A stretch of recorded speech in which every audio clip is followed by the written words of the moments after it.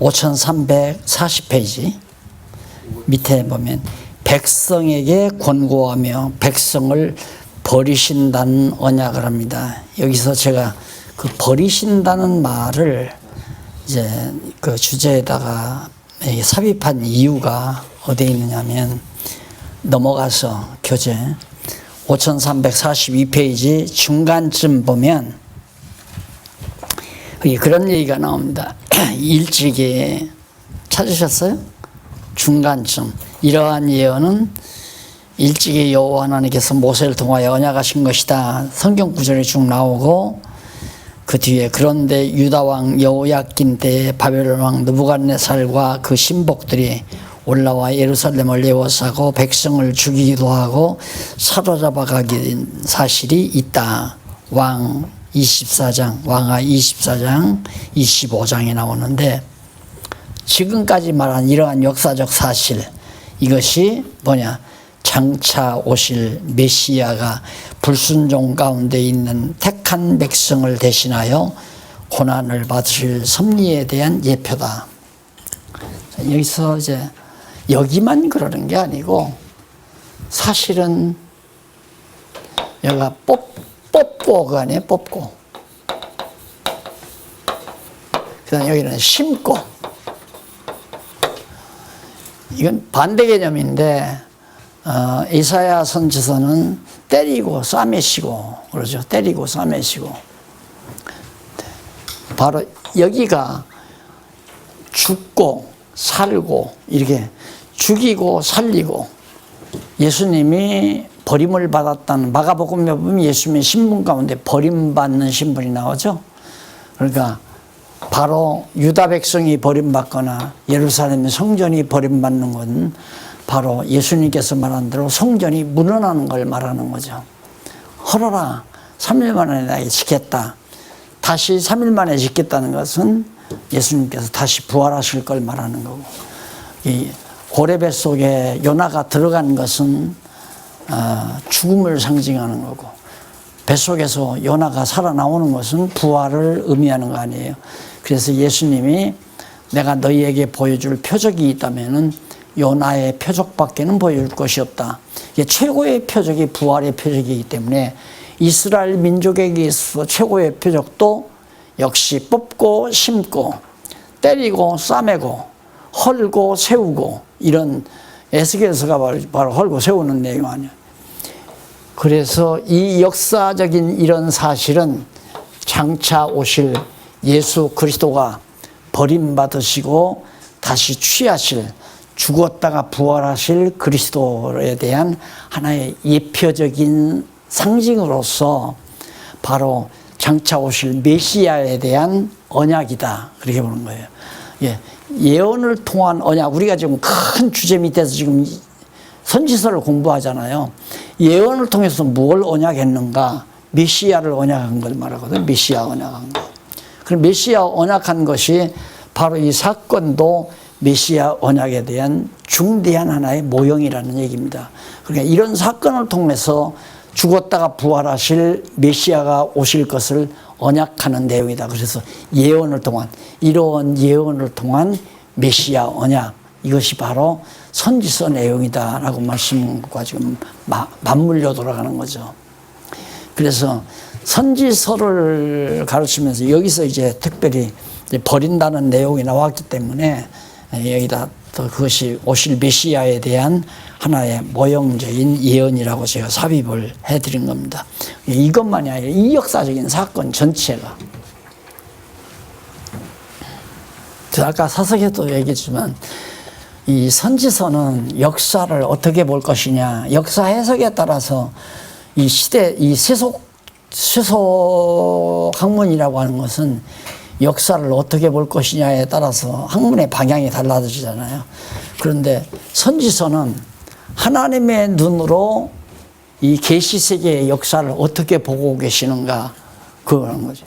이 계시세계의 역사를 하나님의 눈으로는 어떻게 보시는가, 이게 바로 기독교 역사관입니다.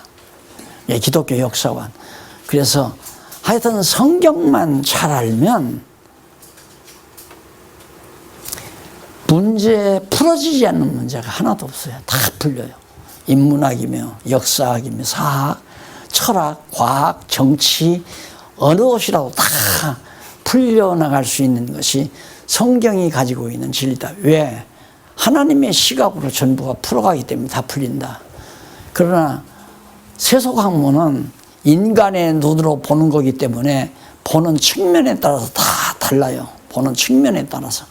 위에서 보는 것과 이쪽 측면에서 보는 것과 이쪽 측면에 다 이쪽 보는 측면마다 시각이 다 다르잖아요. 그러니까 절대 진리라는 없다는 말이 맞는 거예요. 인간 세속학문이라고 하는 것은 절대적인 주장이 있을 수 없어요. 요즘에 신문에 공공연하게 나오잖아요. 민주주의가 최고의 정치 이념인가. 예. 민주주의도 이것도 과정이라는 얘기예요. 한 과정이지 이게 완벽한 건 아니다. 그러나 대부분은 다 민주주의가 아주 절대적인 걸로 그렇게 알고 있거든요. 왜? 세뇌당해서 그런 거란 말입니다. 세뇌당해서. 그러니까 교회 정치 배울 때 제가 이제 교회 정치학 공부하면서 교수가 그러더라고요. 장로교는 민주적이기 때문에 이건 정말 하나님께서 주신 정치 제도다. 장로교는 민주정치예요. 투표를 통해서 세우기 때문에 민주적이기 때문에 하나님 정치다. 이런 식으로 얘기하는데 내가 앉아서 콧방귀를 꼈지. 웃기는 소리. 민주정치야말로 철저히 인본주의다네 그랬죠. 맞잖아요. 철저히 인본주의죠. 인본주의가 어떻게 신본주의와 만날 수 있어요. 그러니까 교회 정치를 갖다가 인본주의 정치 이념으로 갖다 집어넣으니까 교회가 타락하는 거거든요. 신본주의 정치라는 게 성경에 이게 어떻게 하라고 다 성경에 계시대는데 성경대로 교회를 하면 되는 건데 성경은 모르니까 그냥 세상 정치 이념 따라가지고 법 만들어서 총회 세우고 노회 세우고 정치 지도급 세워가지고 아마 투표해서 결정해서 해나가고 한 예로 목회를 하다가 제가 저 자율주의를 이제 좀 성도들에게 깨닫게 하기 위해서 각 속회 회실을 만들어줬어요. 대학 서클룸과 같은 곳이죠. 제1남전도의실, 제2남전도의실, 뭐 1여전도, 2저전, 3여전도 그렇게 해서 한 20개를 쫙 만들어줬단 말입니다. 거기서 당신들이 스스로 결정해서 스스로 해나가라. 회비도 스스로 할 수가 없고. 그렇게 어떤 부서에서는 회비를 10,000원 걷는가 하면 어떤 건 20,000원 걷기도 하고 15,000원 걷기도 하고 5,000원 걷기도 하고 내려갈수록 어릴수록 5,000원 걷고 많을수록 한 20,000원, 30,000원 걷고 그래요. 그렇게 하라니까 보통 한 회가 한 20명씩 그렇게 짜여졌으니까 회비를 걷어요. 그럼 10,000원씩 매달 20명에서 20만 원 걷어가지고 1년 걷으면 200만 원 아니에요. 1년 걷으면 200만 원인데 240만 원. 그러면 그거 갖고 여전도에서는 정이 있어서 그런지 모르지만 목사님 생일 선물, 그다음 명절 선물 그런 거 하고 나머지는 뭐 전도회 아니에요. 전도자는 말은 없어요. 우리 봄놀이 가고 가을놀이 가고. 그게 결정은 만장일치야 그건. 근데 목사 선물은 찍힐까 봐서 사주는 거죠. 그렇잖아요. 명절 때 왔는데 선물도 안 보내 하고 찍힐까 봐서 또 안 되는 거구나. 절대 안 돼요. 예를 들면 회의가 그렇게 됐으면 한 회의에 한 부서에 예를 들어서 100만 원씩만 걸어도 100만 원씩만 걸어도 1년이면 20개니까 2천만 원 될 거 아니에요. 그러면 어디 뭐 필리핀 선교를 한다거나 어디 뭐 개척교회를 하나 해서 운영한다거나 이런 거 나와. 그런 거 지도하면요. 그건 목사님 생각이지. 뭐 때문에 우리가 거기에다 교회 세워서 돈 보내주냐 이거요. 우리가 얻었으니까 우리끼리 좋은 대로 쓰자. 민주주의가 무슨 하나님주의예요. 말이 안 되는 거죠. 그러니까 하나님께서 정말 당신의 뜻을 이루기 위해서 성경에 이미 다 기록된 거기 때문에 성경에 있는 대로 교회를 하면 된다. 이게 성경 교육, 성경적 교육원이죠. 헌법이 필요 없고, 뭐 정치 지도자가 필요 없고, 다만 가르치는 목사가 성경만, 그건 이렇게 하는 것이 성경적으로 맞습니다. 성경적인데 안 하려고 하면 그건 교회와 관계없는 일 아니에요. 그렇잖아요. 교회와 관계없는 일. 범서풍을 가려면 자기들끼리 사비를 내서 가야지. 이미 전도하자고 전도비 걷어가지고 전도하는 데는 안 쓰고 범서풍 가고 뭐 가을 소풍 가고 없어 아무것도. 왜 이 일을 안 해? 내가 해보니까. 아니면 이제 목사가 잡으래. 다 갖고 와. 전도하는 데 써야 돼. 이렇게 막 명령해서 독재적으로 그렇게 하면 하겠죠. 근데 그렇게 하려면 내가 그렇게 만들어 놓을 필요 없지. 자율적으로 자원해서 하는 걸 훈련시키기 위해서 해보니까 안 되더라니까. 절대 안 돼요. 성경을 알아야 되죠. 성경을 알아야. 그래서 성경을 알면 이렇게 하나님께서 구약을 통하여 이 역사 자체가 장차 오실 메시아 언약에 대한 하나의 모형적 예언이다. 언약이다. 모형적인 언약. 이제 실체적으로 이루실 것에 대해. 그 다음 외식으로 인한 멸망.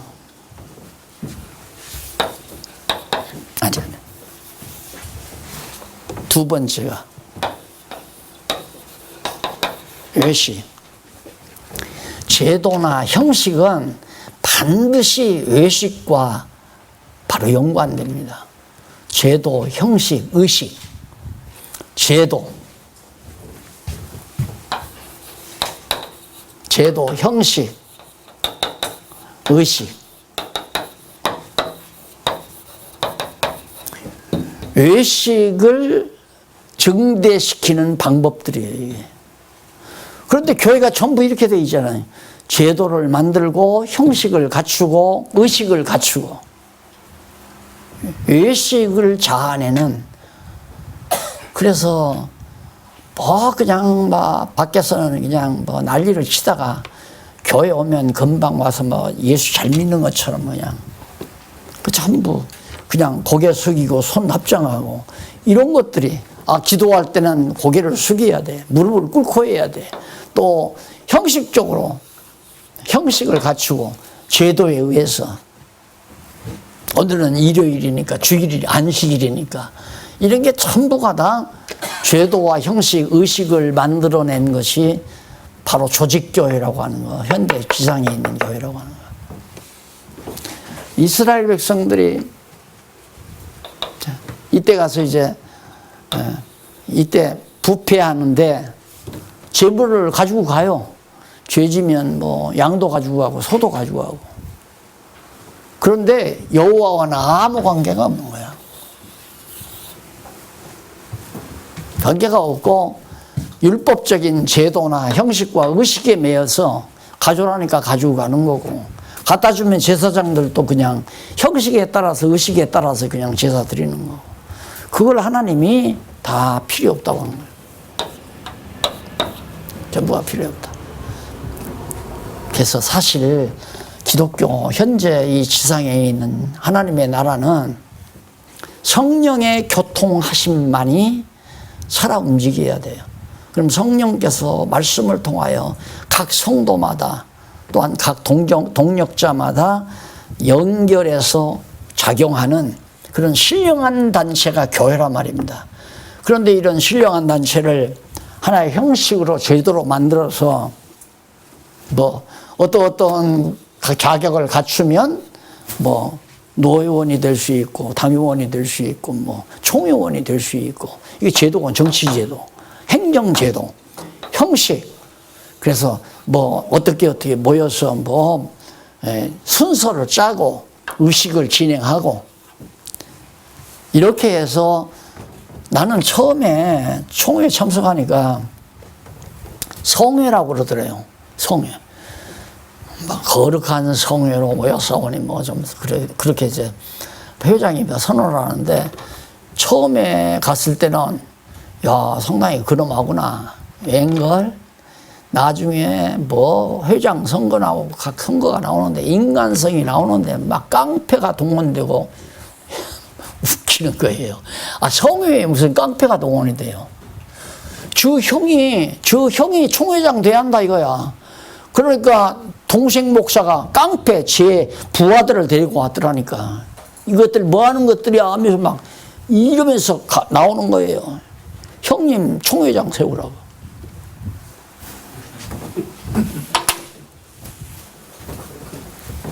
그렇게 해서 방망이에 두드리면 총회장 되는 거예요. 의식에 따라, 형식에 따라, 제도에 따라서. 앉아서 그냥 방망이 두드리면 완전히 법적으로 총회장 되는 거 아니에요.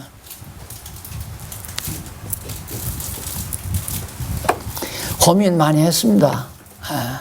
아마 목사님들 내가 이렇게 말씀을 드리면 너무 과격하다 할지 모르지만 오랜 동안 고민 중에서 성경을 통해서 깨달은 바를 같이 나누고 싶어 하는 얘기니까 오해 없이 들어주시면 참 좋겠어요.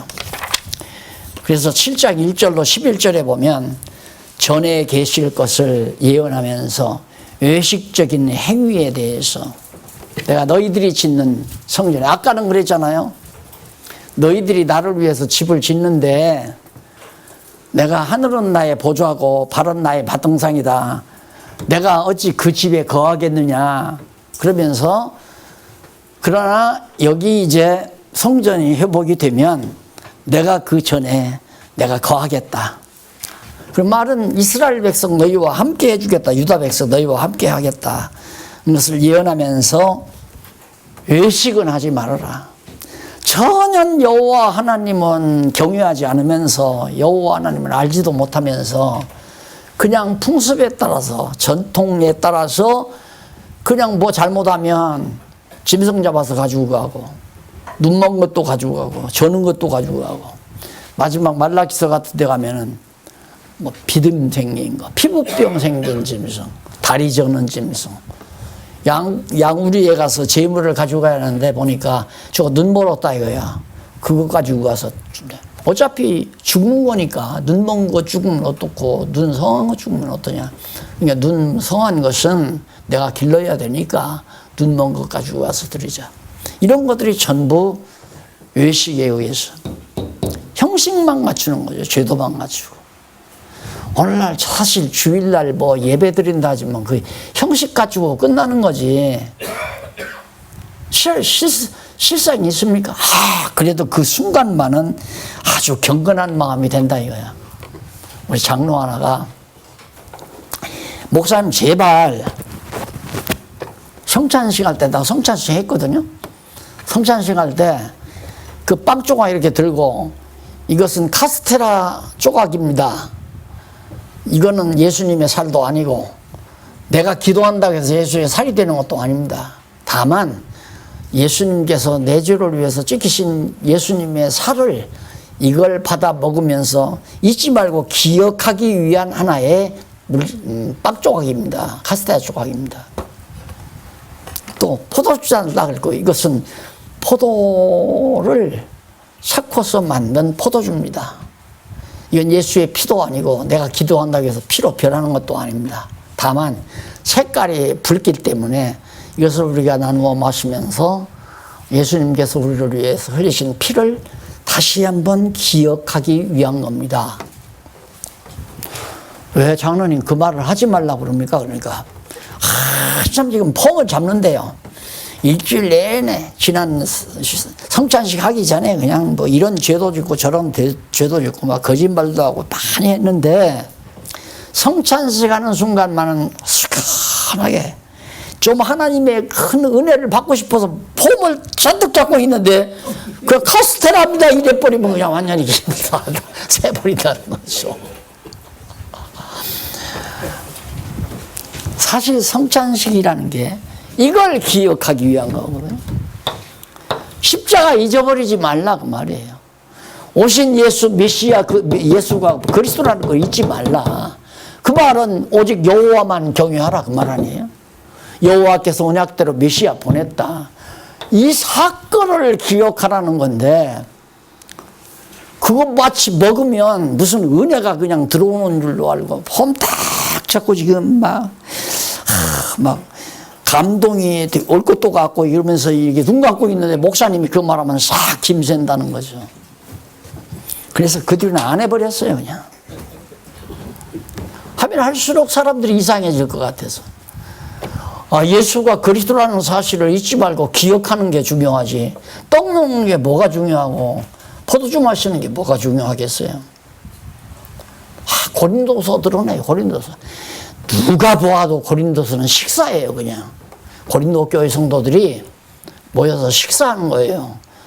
그래 뭐 우리 성도들이 모이면 오늘도 식사했잖아요. 그 성찬식이에요. 애찬이죠. 서로 그리스도 안에서 사랑하는 사람들이 먹고 마시고 하는 거. 그럴 때마다 예수님의 죽으시고 다시 살으심을 기억해서 주님 오시는 날까지 전파하라는 얘기죠. 예수가 그리스도라는 사실을 전파하라는 거예요. 근데 그렇게 실제적이고 외식이 아닌 형식이나 의식이 아닌 실제적인 성찬이 고린도 교회의 식사였는데 그걸 갖다가 로만 가톨릭자들이 의식으로 만들었잖아요. 그래서 막 은혜를 분전한다고 해서 그들은 또 포도주는 안 줘요. 포도주는 신부들만 먹잖아요. 지도층 교회만. 일반 평시도들은 빵 조각, 과자 쪼가리만 주죠. 다 경건하게 먹고 십자가 밑에서 이렇게 벽장 열고 꺼내가지고 이렇게 줍니다. 기독교를 아주 너무 천박하고 무속적으로 만들어 놨다는 것에 대해서 저는 한없이 분개합니다. 이렇게 고상하고 이렇게 깊이가 있고 이렇게 세상 그 무엇도 범할 수 없는 정말 진리의 보고인 성경을 우리에게 주셨는데 기독교가 너무 천박해져 버렸어요. 그러니까 뭐 불교나 유교나 같이 취급해버리고 마음메시나 뭐 이방 종교나 다시 같은 종교로 취급받는 거죠.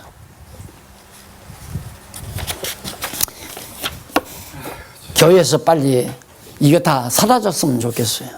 제가 바라는 거예요. 늘 기도가. 법만 오직 성경만 살아움직이는 하나님의 말씀만 살아서 운동하는 그런 아름다운 교회. 12절로 20절까지 보면 7장 죄악으로 인해서 실로처럼 예루살렘을 멸망할 것을 죄악으로 인해 실로처럼 예루살렘을 멸할 것을 예루살렘 다 파멸할 것이냐. 계속 에레미야 선지자는 그것뿐이에요. 예루살렘 망한다. 그러나 아주 멸하지 않고 회복시킨다. 21절로 28절 열조의 순종을 회고하며 백성의 불순종할 것을 예언합니다. 과거 열조들 모세 이후에 열조들이 순종하는 열조들이 많이 있잖아요. 여호와 하나님 말을 경외하는 이런 과거의 열조들은 많이 모세가 아니라 아브라함과 이삭과 야곱. 아브라함도 하나님께서 믿음을 줘서 순종하게 했고 야곱도 그랬고 이삭도 그랬고 그렇게 순종한 열조들이 있지만은 너희들은 불순종한다. 불순종. 여기도 불순종하고. 왜? 어떻게? 하나님께서 불순종할 것을 미리 예언을 에레미야 선지자로 예언하게 하는데 이것도 역시 하나님께서 아까 말한 대로 불순종 가운데 가두시려고. 왜 불순종하는가? 백성들이 자기 의지로 불순종했다. 이렇게 보면 이제 성경은 풀리는 거예요. 하나님께서 불순종 가운데 가두려고. 그래야 불순종하게 하게 해서 다 헐어야 될 거 아니에요. 헐어야 다시 세울 거 아니에요.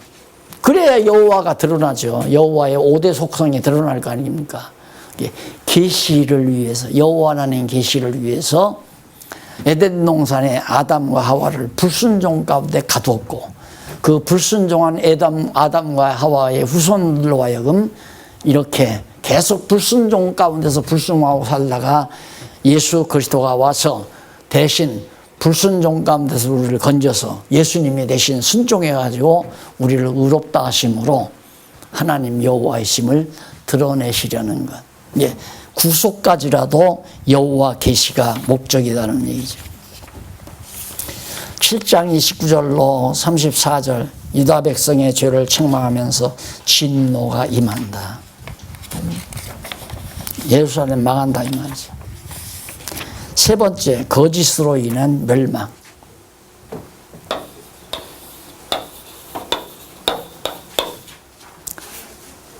외식도 거짓입니다. 진심이 담기지 않은 거짓이죠. 당연히 외식하는 행위는 거짓된 행위가 그냥 드러나는, 거짓이 드러나는. 외식하기 위해서는 거짓을 행해야 되니까. 거짓과 외식은 다 통하는 거고, 불순종과도 다 통하는 거고. 그래서 거짓 증거하지 말라. 십계명에도 나오잖아요. 거짓 증거하지 말라. 그러니까 성경이 아닌 것을 말하는 것은 다 거짓이거든요. 성경이 아닌 것을. 그러면 성경대로 해야 되는데 성경대로 안 하는 것은 거짓행위란 말입니다. 그것이 외식행위고. 그래서 유다 지도자들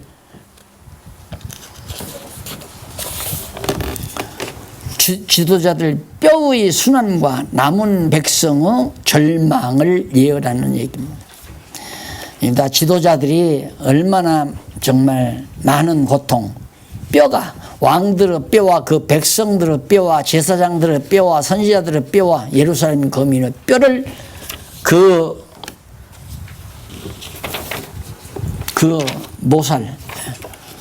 모살에서 끌어내요. 묘실에서 끌어내요. 그들을 사랑하며 섬기며 순종하며 구하며 경배하던 해와 달과 하늘의 뭇별 아래 쬐리니. 그러니까 무덤에도 묻히지 않게 예루살렘 지도자들이. 그래서 지도자가 얼마나 무서운 것인가를 알 수 있죠. 야고보 선생이 선생만이 되지 말라. 선생된 자의 벌이 크다고 얘기했잖아요. 우리가 다 선생 아닙니까? 성경 가리키는 선생인데. 그런 얘기만 들어도 야 진짜 내가 함부로 교인들에게 말을 해서는 안 되겠구나. 그냥 느낄 수 있잖아요. 제일 안전한 건 성경대로만 하면 돼요. 그냥 성경대로만. 그래서 이제 제가 이번 서문 쓰면서도 한 얘기지만 그냥 성경대로만 가르치고 싶어서 그냥 글을 쓰기 시작한 것이 40년 세월을 글을 썼다. 왜? 써서 가르쳐야 딴소리 안 하니까. 써서 안 가르치면 자꾸 딴소리를 하니까요. 다 자기 생각을 말하게 되고. 그래서 성경대로 자기 학식, 자기 지식, 자기 연구 논리 이걸 전하라는 게 절대 아니죠. 근데 지난번에 목사님 10명 있으면 10명이 다 다르다. 똑같은 성경 요한복음 3장 16절 가지고 설교하면 목사님 10분이 있어요. 다 각각 다르다 이거예요. 그 말을 이번만 들은 게 아니라 설교학 시간에 제가 들었어요. 설교학 교수가 대구에 계신 훌륭한 목사였는데 목회 성공하겠다 했다 해서 설교학을 가르치러 일주일에 한 번씩 올라와요. 한약방처럼 이거 장을 짜놓으라 이거야, 장을. 그래서 사랑하면 사랑에 대한 설교 10개 만들어 놓고 소망 또 10개 만들어 놓고 그렇게 해서 약 한 300개만 해놓으면 평생 목회 편안히 할 수 있다고 가르치더라고요. 왜? 300개 가지면 3년 하고도 남는데요. 설교가. 주일날이 53주입니까? 그러니까 한 5, 6년 할 거 아니에요. 아무리 기억력 좋은 성도도 3년 정도 지나면 다 잊어버린다는 거예요. 그렇게 빼서 또 하고, 빼서 또 하고. 예, 설교 준비만 했으면 목사일 할 만하다고 그러면서 한 300개만 준비해 놓고 설교를 많이 사서 봐가지고 좋은 거 그렇게 해서 300개만 준비해 놓고 목회 시작하라고. 그게 무슨 목회입니까?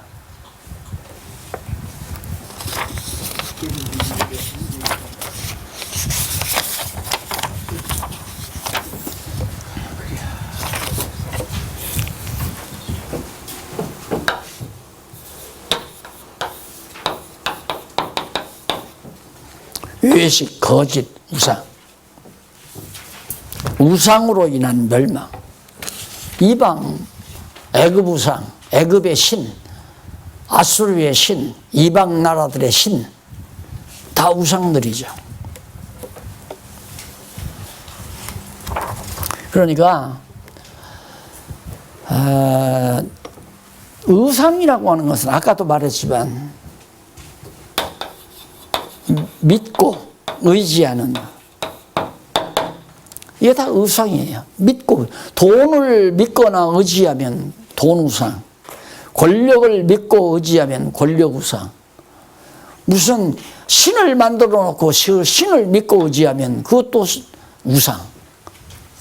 우상은 여호와 하나님이 이 외에 믿어서도 안 되고 의지해서도 안 되는 것. 오직 여호와 하나님만 믿고 의지하는 것.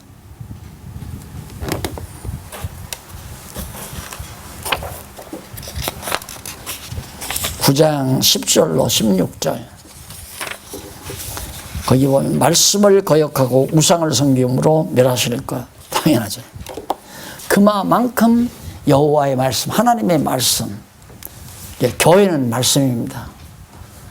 교회의 기초가 하나님 말씀이고 성경이고, 내가 예수님께서 교회를 세운다고 할 때 주는 그리스도시요 살아계신 하나님의 아들이라고 하는 그리스도,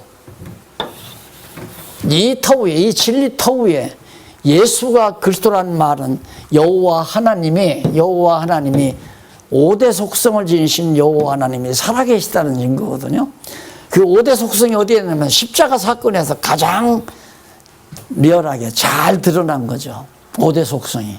하나님의 전능성과 그 다음에 신실성, 언약대로 메시아가 와서 대속주로 죽으실 것에 대한 언약대로 위해서 신실성, 그 다음 이 일이 이루어지도록 주권성, 그 다음에 이를 통해서 영원히 구원하심으로 영원성, 이 일을 통해서 하나님의 사랑을 전달함으로 자비성, 가장 중난하게 들어가는 게 십자가 사건이에요.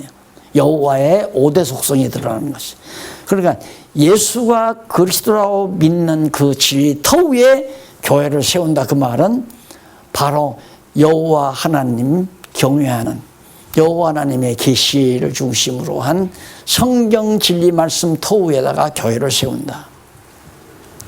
그래서 이 가정도 성경 말씀으로 무장된 가정 만들고, 이 가정도 가정 만들고, 그렇게 해서 목회 그냥 한 11가정만, 10여 가정만 튼튼하고 견고하게 기초를 닦아 놓으면 교회는 아주 튼튼하고 잘 세워갈 수 있다. 그걸 제가 해보고 싶었던 거예요. 초기에 개척하면서. 그런데 그때는 교재도 준비도 안 됐고, 그때 뭐 처음 시작할 때는 지금처럼 이렇게 적나라하게 내가 성경을 한 것도 아니고, 다만 대략적으로 지금 교회가 하나님 말씀 터위에 지어지는 게 아니구나. 그냥 그 당시에 초보적으로 깨달은 거 가지고 해보려고 원탁을 생각했죠. 원탁. 그래서 많은 교인도 생각 안 하고 해서, 집사님 그 몇 페이지 몇 줄, 지금 내가 몇 페이지 몇 줄 하더니 이렇게 성경을 얘기하면서 맞지요? 정말 그러네요. 여기 보세요. 맞잖아요. 이러면서 성경 창세기부터 계시록까지 쫙 가르치면서 하나하나 넉넉 잡고 5년만 가르치면 한 가정 쓸 거 아니에요. 5년 동안 10가정만 데리고 있으면 5년이면 10가정이 튼튼하게 기둥처럼 반석 위에 세워지면 튼튼한 교회 될 거 아닙니까? 그런데 나도 그냥 마구 하다 보니까, 그래서 그 위험성을 내가 알고 중간에 여기 제발 성경 공부 안 하려면 안 왔으면 좋겠습니다. 천국 가는데 지장 없습니다. 택한 데 있으면 성경 몰라도 천국 갑니다. 내가 그래, 성경 자세히 몰라도. 그러니까 가까운 데 가셔서 하나님께 인사하고 다녀도 되니까 여기까지 공부하느라고 뭘 옵니까? 사정을 했어요. 그래도 꾸역꾸역 오더라고요. 그러더니만 성경 모르니까 딴 생각하게 되고, 성경 모르니까 교회가 돈 많으니까 돈에 눈이 휘둘러지고.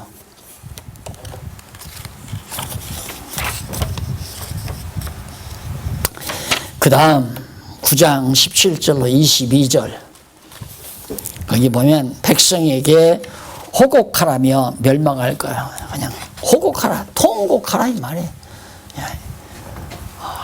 안 그렇겠어요? 예루살렘 다 성전 불타버리고 담장 다 성곽 다 흘려버리고 풀밭이 돼버리고 그럴 건데 백성들은 다 살육당하고 남은 자 다 사로잡혀가고 포로로 호곡하라. 23절로 26절 자랑할 것을 명하시며 모두 벌하신다고. 너희를 자랑할 것이 뭐냐. 자랑하라는 거야. 여호와를 깨닫는 것을 자랑하라. 거기 23절을 한번 보십시오. 여호와께서 이같이 말씀하시되 지혜로운 자는 그 지혜를 자랑치 말라. 용사는 그 용맹을 자랑치 말라. 부자는 그 부함을 자랑치 말라. 인간들이 세상에 살면서 다 자랑하는 조건들입니다. 지혜 자랑하고, 여기서 지혜는 세속적인 지혜, 필로소피를 철학적인 그런 지혜를 말합니다.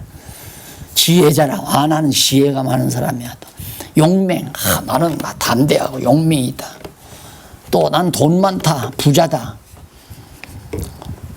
24절 자랑하는 자는 이것으로 자랑할지니 곧 뭐냐? 명철하여 나를 아는 것과 나 여호와는 인애와 공평과 정직을 땅에 행하는 자인 줄을 깨닫는 것이라. 하나님이 여호와임을 깨닫는 것, 그거 자랑해라. 그러면 얼마나 그게 중요한지 알 수 있잖아요. 그래서 여호와를 경외하는 것이 인간의 제일 되는 본분이다. 우리 그 신앙 고백이 아니라 거기에 보면 이제 요리문답인가? 대소요리문답에 거기에 보면 인간의 제일 되는 목적이 무엇이뇨? 여호와를 섬기는 하면서 쭉 나오잖아요. 말은 그렇게 해놓고는 여호와 이거 가리키는 건 전혀 없어져. 이거 교회에서. 예. 지금 여호와를 모르는 것, 무지한 것이 망한다. 너희 백성이 무지해서 망한다. 그 무지란 뭐냐면 여호와 하나님을 모르는 무지예요. 여호와를 몰라서 망한다. 여호와를 모르기 때문에 이방신을 의지하고 우상을 섬기고 강대한 나라 의지하고 여호와를 모르니까. 여호와를 알면 강대한 나라 의지하지 않죠. 오직 여호와만 의지하죠.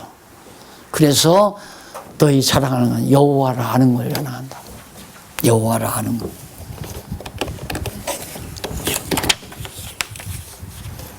마지막 6번, 5번. 멸망에 대해 예언하며 간구합니다. 결론사 와서 멸망을 예언해요. 열방의 우상을 두려워 말라고 권고하며 여호와를 찬양하는 내용입니다. 여호와를 아는 거 자랑하라. 자랑하라는 말과 찬양하라는 말은 맥을 같이 하는 말입니다. 자랑하라, 또 찬양하라. 10장 11절로 18절 거기 보면 창조주입을 증언하며 백성을 깨닫게 하실 것을 예언합니다.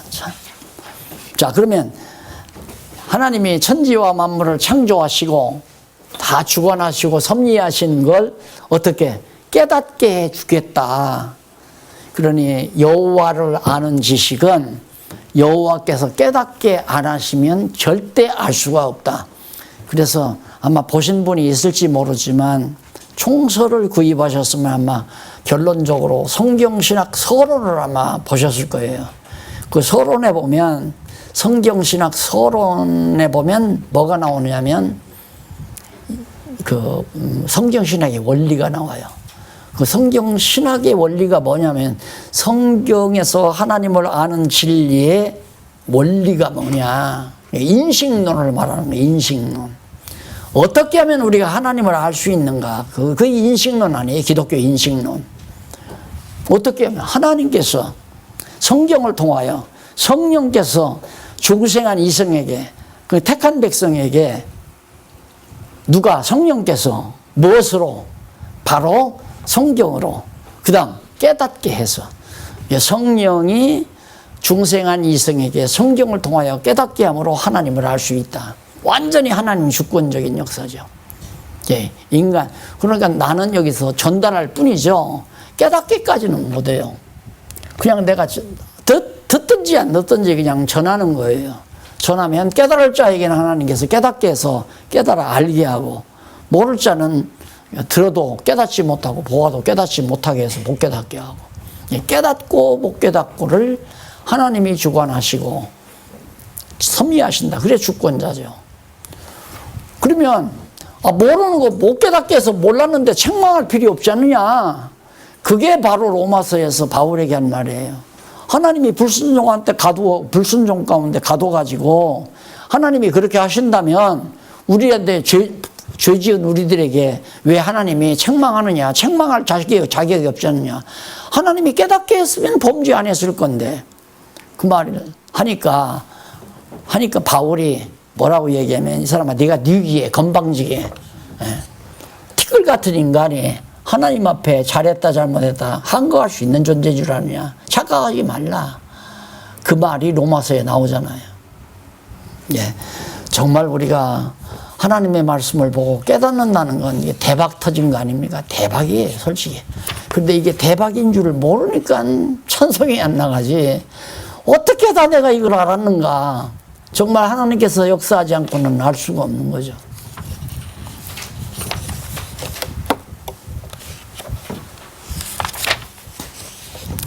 (10장) 19절로 25절 82페이지. 탄식하며 멸망을 예언하고 아주 멸하지 않기를 계속한 것. 멸한다. 그러나 아주 멸하지는 않는다. 이걸 꺼져가는 등불마저 끄지 않고 꺾어진 갈대마저 꺾어버리지 않는다. 이것이 유다 백성에 대한 하나님의 계획입니다. 다 꺾어버려요. 꺾어버리는데 아주 꺾어버리는 게 아니야. 다시 이렇게 세워요. 불이 팔랑팔랑 꺼져가요. 심지가 꺼져가는데 아주 꺼버리지 않아요. 다시 심지를 돋고서 불빛을 바꾸신다. 왜? 누구를 위하여? 백성을 위하여가 아니라 당신의 이름을 위하여. 그 말이죠. 여호와의 이름을 위하여. 자, 이렇게 해서 일단 책망과 멸망에 대한 내용을 오늘 10장까지 다 끝냈습니다. 다음 시간에는 재앙과 멸망입니다. 하나님께서 재앙을 내려서 멸망시키겠다. 어려운 거 아니죠. 집에서 한번 이 부분 11장에서 20장까지 아마 20장 넘어갈 겁니다. 다음에는 뭐 구체적으로 일일이 뭐 한 번만 읽어 오시면은 어려운 것이 없으니까. 만약에 읽으시다가 이해가 안 가는 거 있으면 체크해 가지고 중간에 질문을 해 주시면은 강의에 도움이 되겠습니다. 그런 방법으로 해서 우리 에레미야서 공부해가서 11장부터 다음 시간으로 기도하십시다. 자비하신 아버지 하나님, 아무리 생각해 보아도 만물의 찌꺼기 같은 저희들, 하나님께서 아무런 조건 없이 영원전에 선택하셔서 때가 되매 성령 감동을 통하여 하나님의 귀한 말씀을 깨닫게 하시고, 이 말씀 깨닫고 체임 얻고 살 소망을 가지고 하나님 앞에서 살아가도록 은혜 주신 것을 감사합니다. 이 은혜 우리 사랑하는 모든 영혼들과 넉넉히 나누어 가질 수 있도록 귀한 우리 동역자들에게 지혜와 총명을 더하시고 환경도 허락해 주시옵소서.